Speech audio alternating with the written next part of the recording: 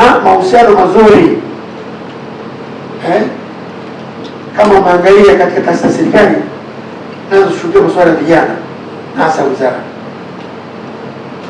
kwa kusimamia na kuja na ubunifu wa bidhaa za vijana, tukitafsiri mawazo ya viongozi wetu wa kitaifa, na hasa Mheshimiwa Rais Dr. Samia Suluhu Hassan alipounda wizara ya vijana, alifanya kazi kwa karibu na wizara ya vijana.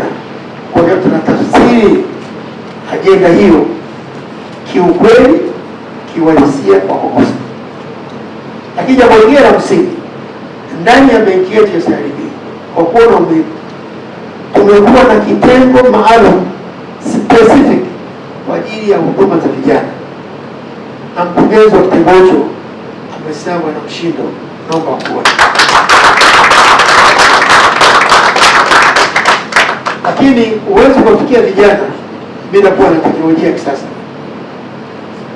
Uwekaji wetu wa kidijitali umewagusa vijana wengi wenye maono ya e-fintech, ubunifu wa kidijitali, ambao wengi tunashirikiana nao kuboresha huduma zetu za kidijitali. Haya yote ni katika kusaidia sekta ya vijana kwa ujumla. Sasa nimalizie na kakaangu Joseph magazeti. Faida kila mwaka inasaidiaje wananchi? Sasa gawio huwa linatoka kwenye sehemu ya faida shilingi 90 na kwenda kwa wanahisa kwa kila hisa, na alivyoeleza mkurugenzi mtendaji, asilimia kubwa ya wanahisa wa CRDB sasa hivi ni vijana. Kwa hiyo faida hii inakwenda kwa moja kwa moja.